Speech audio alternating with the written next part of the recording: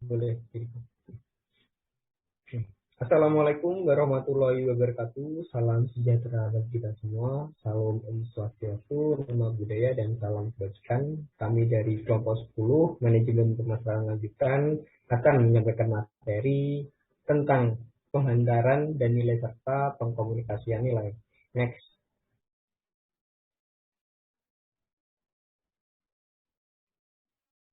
Baik, di sini kami dari kelompok 10 beranggotakan 3 orang anak. Yang pertama ada Catur Cahyono Aditya Barata dengan NIM Tertera, kedua ada Nada Salsabila dengan NIM Tertera, dan yang ketiga ada Adriana Anastasia Damayanti dengan NIM Tertera.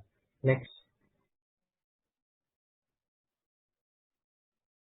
Baik, dari kelompok 10 yaitu kelompok kami akan membahas terkait topik-topik. Yang pertama adanya pemasaran dan nilai pelanggan, kedua ada proses penghantaran nilai, dan yang ketiga ada rantai nilai dan prosesnya, keempat ada kompetensi inti, dan kelima ada pengkomunikasian nilai pelanggan. Next. Baik, untuk materi yang pertama akan disampaikan oleh rekan saya, dipersilakan. Baik, terima kasih. Untuk materi yang pertama yaitu ada pemasaran dan nilai pelanggan. Next slide.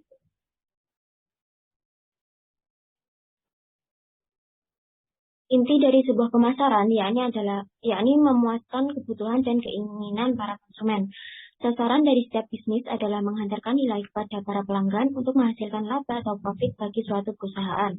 Dalam ekonomi yang sangat kompetitif saat ini, dengan semakin banyaknya pembeli yang rasional dihadapkan dengan segudang pilihan.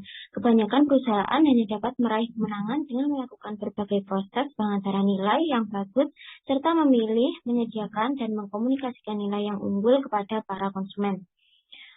Next slide.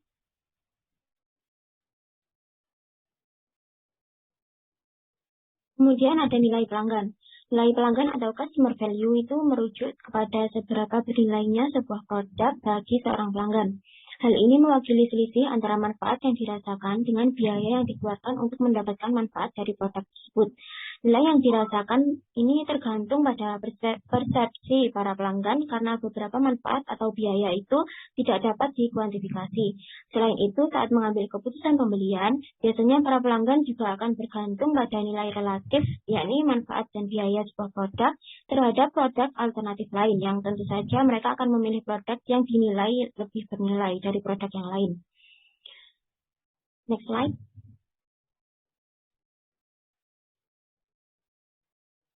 Untuk materi berikutnya ya ini proses penghantaran nilai. Proses penghantaran nilai ini terdapat 3 fase. Fase pertama yaitu memilih nilai. Pada fase ini, staf pemasaran akan melakukan berbagai kegiatan seperti yang pertama segmentasi atau segmentation. Pada dasarnya, segmentasi pasar merupakan suatu strategi yang didasarkan pada falsafah manajemen pemasaran yang orientasinya adalah para konsumen. Dengan melaksanakan segmentasi pasar, kegiatan pemasaran dapat dilakukan lebih terarah dan sumber daya yang dimiliki perusahaan dapat digunakan secara efektif dan efisien dalam rangka memberikan kepuasan bagi para konsumen. Terdapat 4 kriteria yang harus dipenuhi agar segmentasi ini berjalan dengan efektif dan bermanfaat. Jadi yang pertama ada terukur, measurable, yang kedua terjangkau, yang ketiga cukup luas, dan yang keempat dapat dilaksanakan. Kemudian kegiatan yang kedua yakni targeting, merupakan kegiatan yang berisi menilai serta memilih satu atau lebih segmen pasar yang akan dimasuki oleh suatu perusahaan. Apabila perusahaan ingin menentukan segmen pasar mana yang akan dimasukkan, maka langkah yang pertama yang dilakukan yaitu menghitung dan menilai potensi profit dari berbagai segmen yang ada. Kemudian kegiatan yang ketiga ada positioning, yakni menempatkan produk pada persaingan dan menetapkan saluran pemasaran yang terperinci. Pada hakikatnya, penempatan produk adalah tindakan merancang produk dan saluran pemasaran agar tercipta kesan tertentu yang dapat diingat oleh para konsumen. Bagi setiap segmen yang dimasuki perusahaan, perlu dikembangkan suatu strategi penempatan produk. Pada saat ini, setiap produk yang berada di pasar menduduki posisi tertentu dalam segmen pasarnya. Kemudian, Fase yang kedua yakni menyediakan nilai. Dalam fase menyediakan nilai ini, bagian pemasaran dalam perusahaan harus menentukan yang pertama produk. Kebijaksanaan mengenai produk atau jasa meliputi jumlah barang atau jasa yang akan ditawarkan perusahaan, layanan khusus yang ditawarkan perusahaan guna mendukung penjualan barang dan jasa. Kemudian yang kedua ada menentukan produk, menentukan harga. Setiap perusahaan selalu mengejar keuntungan untuk kelanjutan produksinya. Keuntungan yang didapat ditentukan pada penetapan harga yang ditawarkan. Harga suatu produk atau jasa ini ditentukan pula oleh besarnya pengorbanan yang dilakukan untuk menghasilkan jasa tersebut dan atau untuk menentukan keuntungan yang diharapkan. Oleh karena itu, penentuan harga produk dari suatu perusahaan adalah masalah yang cukup penting. Kemudian yang ketiga ada saluran distribusi. Setelah perusahaan berhasil menciptakan barang atau jasa yang dibutuhkan dan menetapkan harga yang layak, tahap berikutnya yaitu menentukan metode penyampaian produk atau jasa ke pasar melalui rute-rute yang efektif sehingga tiba pada tempat dan orang yang tepat. Dengan harapan produk dan jasa tersebut berada di tengah-tengah kebutuhan dan keinginan konsumen yang haus akan produk tersebut. Next.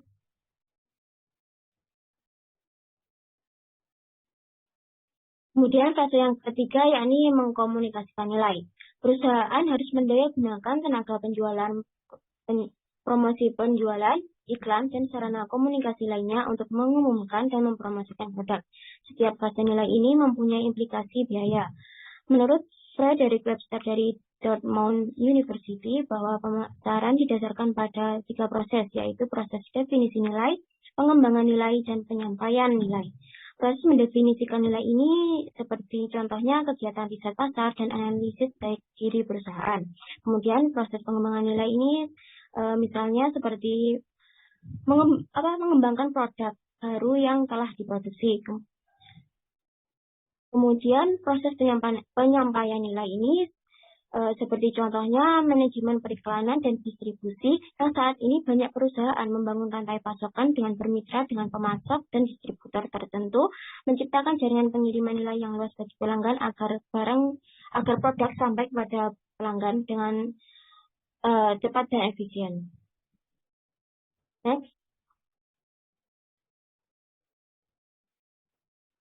Untuk materi yang selanjutnya akan disampaikan oleh rekan saya. Baik, selanjutnya ada rantai nilai dan prosesnya. Michael Porter, seorang ahli pada bidang pemasaran, memberitahukan rantai nilai sebagai alat untuk mengidentifikasi cara menghasilkan lebih banyak nilai pelanggan. Konsep rantai nilai memperkirakan perusahaan sebagai sintesis dari beberapa kegiatan yang dilakukan untuk merancang, memproduksi, memasarkan, menghantarkan, dan mendukung produknya. Rantai nilai mengidentifikasi 5 kegiatan primer dan 4 kegiatan pendukung yang menciptakan nilai dan biaya dalam bisnis. Berikut adalah penguraian masing-masing kegiatan. Yang pertama, kegiatan primer. 1. Logistik ke dalam atau memasukkan bahan ke dalam bisnis. 2.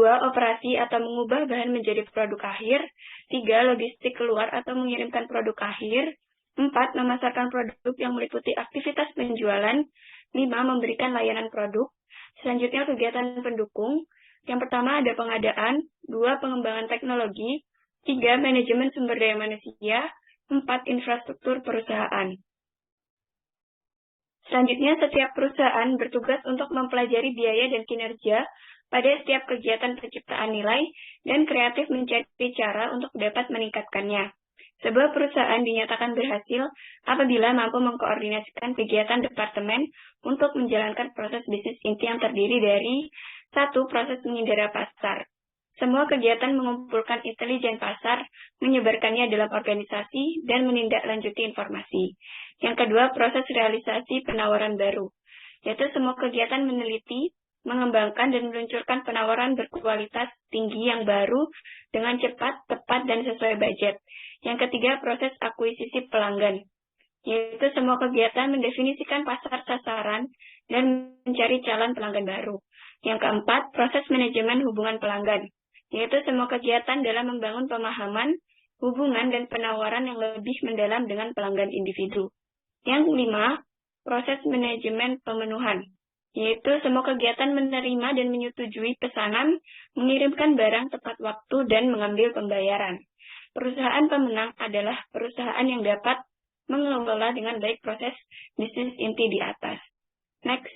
Selanjutnya ada kompetensi inti, yaitu jika perusahaan dahulu banyak yang mempunyai mayoritas sumber daya bisnis mereka, baik itu tenaga kerja, bahan, mesin, informasi, dan energi, kini perusahaan banyak yang melakukan outsource untuk sumber daya yang sifatnya kurang penting untuk diproduksi sendiri. Kunci sebenarnya bukan terletak pada memiliki banyak sumber daya, melainkan memiliki dan menjaga sumber daya serta kompetensi yang membentuk esensi bisnis itu sendiri. Kompetensi inti memiliki 3 karakteristik, yaitu sumber keunggulan kompetitif karena memberi sumbangan besar pada manfaat anggapan pelanggan. Yang kedua, dapat diterapkan di berbagai pasar berbeda. Dan yang ketiga, sulit ditiru oleh pesaing. Selanjutnya, pengaturan kembali sebuah bisnis mungkin diperlukan untuk memaksimalkan kompetensi inti. Pengaturan kembali mempunyai 3 tahap, yaitu 1. Mendefinisikan ulang konsep bisnis atau ide besar, 2. Membentuk ulang lingkup bisnis, dan yang ketiga, memposisikan ulang identitas merek usaha. Sekian penjelasan materi dari saya. Untuk selanjutnya akan dijelaskan oleh rekan saya. Terima kasih. Terima kasih kepada rekan saya. Di sini saya akan melanjutkan materi terkait pengkomunikasian nilai pelanggan. Perlu diketahui dan perlu diperhatikan juga bahwa perusahaan itu harus mengkomunikasikan proposisi nilai itu, tidak boleh dibiarkan begitu saja. Karena apapun bentuk komunikasi yang mereka gunakan dan yang sudah diintegrasikan secara cermat dan tepat, dan komunikasi itu yang baik adalah kunci dari sebuah produk atau sebuah perusahaan mereka untuk membangun hubungan antara pelanggan dan perusahaan mereka yang akan menguntungkan nantinya bagi perusahaan itu tersebut.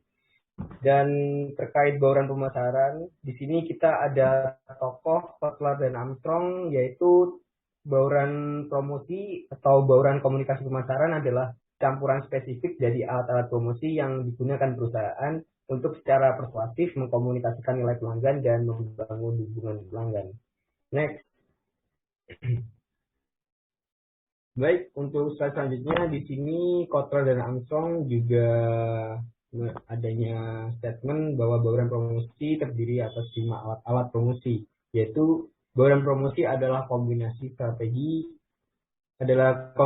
yang paling baik dari variabel-variabel. Pertama ada periklanan, promosi penjualan perorangan, hubungan masyarakat, dan pemasaran. Nah, di sini saya akan lebih menguraikan secara penjelasan dari masing-masing alat-alat promosi tersebut. Di sini kita mempunyai iklan atau yang pertama biasa disebut sebagai advertising.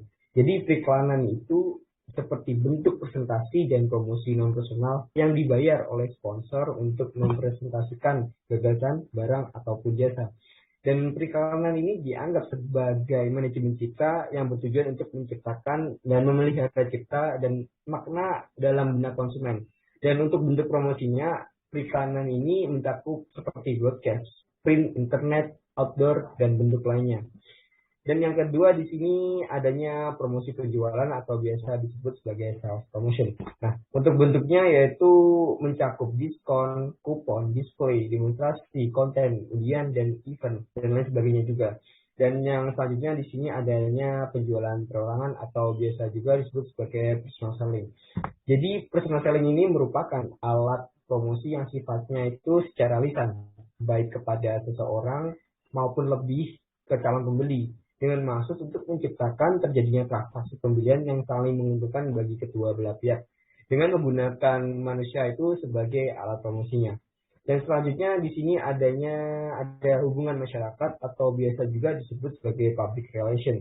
Nah, public relation ini adalah usaha mendorong permintaannya secara non-pribadi untuk suatu produk, jasa, atau ide dengan menggunakan berita komersial di dalam media massa dan sponsor yang tidak dibebani biaya secara langsung. Sebagai contoh, ada seorang customer, dia memberikan testimoni kepada rekan-rekannya di media sosial bahwa si customer itu bangga saat memakai produk dari perusahaan tersebut. Nah, dan untuk selanjutnya dan yang terakhir di sini kita ada pemasaran langsung atau bisa juga disebut sebagai direct marketing. Jadi direct marketing ini adalah penggunaan surat, telepon, email, atau internet untuk berkomunikasi secara langsung dengan atau meminta responden atau dia berdialog dari pelanggan dan untuk membentuk prospek tertentu. Nah, mungkin cukup sekian dari penjelasan-penjelasan yang saya sebutkan tadi dan bisa di next dulu. Oke, baik. Terima kasih kepada rekan-rekan saya yang sudah menyampaikan materinya dengan sangat baik. Dan terima kasih juga kepada rekan-rekan semua yang sebagai audien dari kelompok kami yang sudah memperhatikan kelompok kami juga. Dan mohon maaf jika ada kesalahan yang tidak disengaja ataupun ada kendala teknis. Sekian terima kasih dari kelompok kami.